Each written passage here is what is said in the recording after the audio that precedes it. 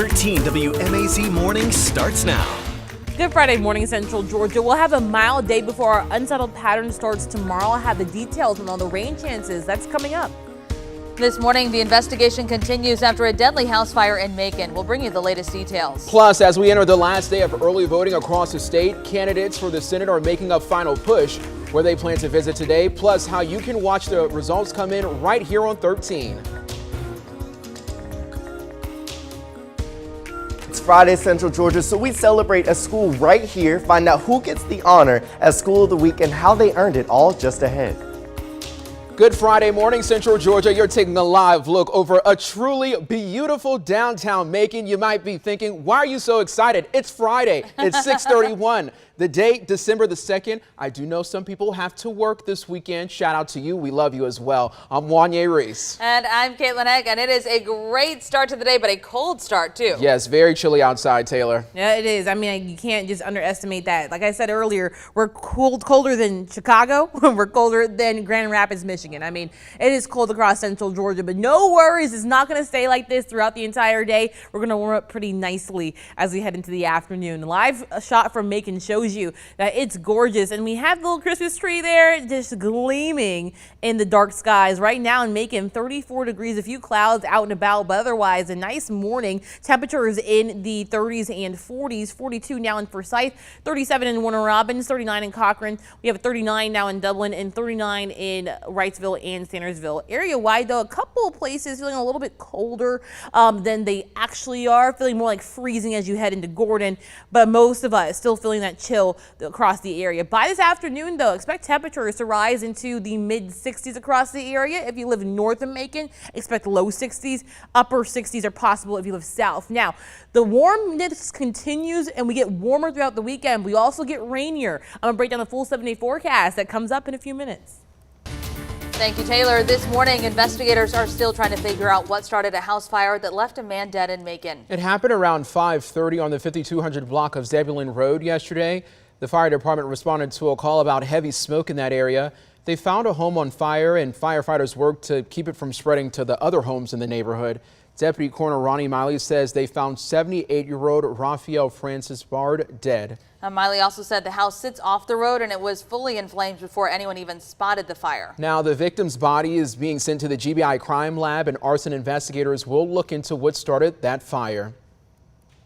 Right now, a captain with the Crawford County Sheriff's Office is on leave after being arrested in Monroe County. Crawford Sheriff Lewis Walker says Captain Corey King, a captain in the detention department, was charged with trying to elude a police officer, expired registration, no insurance, and reckless driving.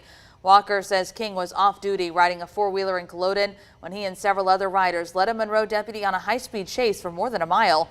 The chase ended when the deputy pointed his gun at the ATV drivers, arrested one of them, and threatened to tase him. King turned himself in to face charges on Monday and is on leave while the sheriff conducts an internal affairs investigation. Your time's now 6:34. Right now, a Barnesville man will spend 33 months in federal prison for threatening to kill President Joe Biden by blowing up the White House. Travis Ball, you see him there, pleaded guilty yesterday at the U.S. District Court in Macon. They say back in March of 2021, Ball wrote to Biden threatening to kill him, his family, and everyone in the White House. A federal judge ordered Ball to pay a $7,500 fine and serve 3 years of supervised release. He was also convicted of sending anthrax threats back in 2017. Well, the campaigning continues for the runoff for Georgia Senator. Today, Senator Raphael Warnock will campaign in Savannah for his One More Time runoff bus tour. It is happening at 11:30 this morning. Republican challenger Herschel Walker will be in Warner Robins today at 12:30 on Watson Boulevard.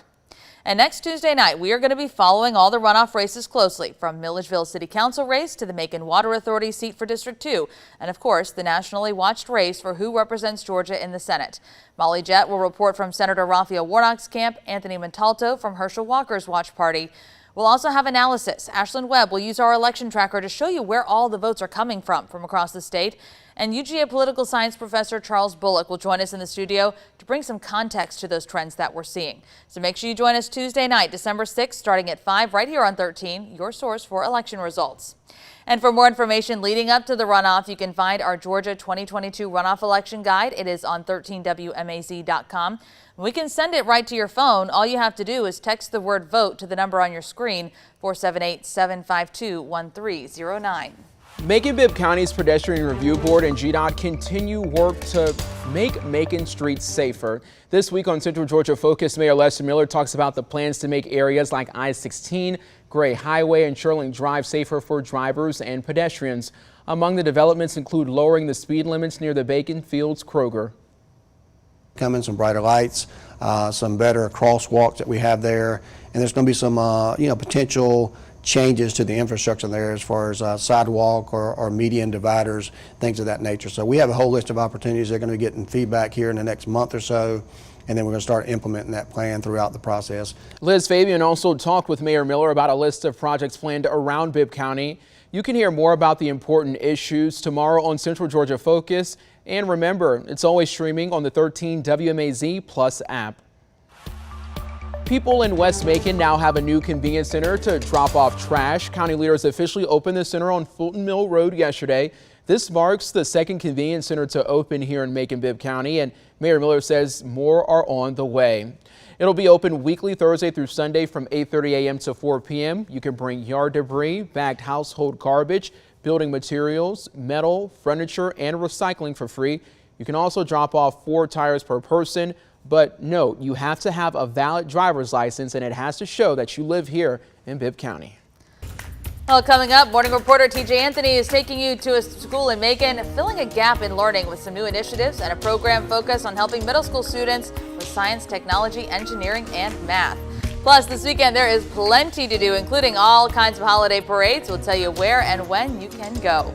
For right now, though, the time is 6:37, and thankfully not a bad weekend for all those events that are happening. Not at all, and I'm looking forward to the Warner Robins Christmas Parade with you this weekend. This is going to be my first parade since Rigby's had it, and I believe that was back in 2019 before COVID, so I'm looking forward to things really getting back to normal for me. Now, the big question is, how are we supposed to dress? Because I know it's going to be colder in the morning, but by the afternoon, we're back in the 70s. Well, y'all have lived in Central Georgia for years. You know how you have to dress for winter in the morning, fall by noon, and then it's summer in the afternoon. Layer up, and then, you know, halfway through the parade, if you hear me taking off my sweater, you'll know why. And that's really going to be the case for tomorrow, unfortunately. It's going to be one of those mild mornings, and then you get to the afternoon, and you're like, wait, where did Old Man Winter go? I thought he was right here today, this morning. Well, he is. But things really do change as we head into the weekend. We start an unsettled, very warm pattern, almost resembling early fall. Right now, here's a live look from downtown Dublin. When you're seeing the skies now kind of lighten up just a bit, as all thanks to that sunrise coming through very, very soon. Right now in Dublin, though, still cold. 39 degrees there as you head into the DUB. Current temperatures around the area in the 30s and 40s. 41 now in Hawkinsville, 36 in Jeffersonville, 37 in Irvington, and 36 in Milledgeville. Area wide, again, we're going to see these numbers all morning until we really start to get that sunrise going, and temperatures will just rise and take off from there. So through the afternoon, expect temperatures to rise to the mid to upper 50s by lunchtime for a gorgeous day, mostly sunny skies. We'll keep the sunshine going. Temperatures will continue to rise into the mid 60s if you head south and east of Dublin, or south and east of Macon, and you live in those areas. We could see temperatures in the upper 60s, low 70s for this afternoon. Now, one of the things still going on in Central Georgia, of course, we had the holiday stuff going on, but Football Friday night is also going on for some of those teams still in contention for the championship ring. So if you're going out and supporting a hometown team, just grab a blanket, but it's going to be a nice mild night. 60s by the 5 p.m. hour, by mid 50s as we head into kickoff, and then by the time the fourth quarter ends, still in those 50s. And that's really where we're going to stop as we head into tonight. Now, again, if you're running to get in the holiday spirit, you don't care about football, that's okay too. The time to put up the lights is today because it's going to be great. Just go for it. But heading into tomorrow, that's when things start to change. We have isolated showers in the forecast. Then on Sunday, we actually do have cloudy skies, but the rain holds off for a little bit. but it returns again. I'll break that all down right now in future view. That's all thanks to a cold front that'll roll through the area. Rain knocking on our door by 12 p.m. on Saturday afternoon. Notice temperatures, though, already in the 70s. So if you're going out to the parade for Warner Robins, you should be fine rain-wise. The rain really doesn't come through the area until the mid-afternoon, and it will be isolated at that. So some of us will see rain, some of us won't. It's just kind of that nature of the cold front. As it rolls through, we should clear out those skies for Sunday night. Temperature is still very mild in those 50s, and then the more rain comes, especially if you live north of Macon. That all shows you on the 7-day forecast how it turns out. 30% chance of rain on Monday, dwindling into Tuesday for Election Day. But make sure if you're going out to vote very early on Tuesday, you have the umbrella. Temperatures will stay in the 60s and 70s into next week.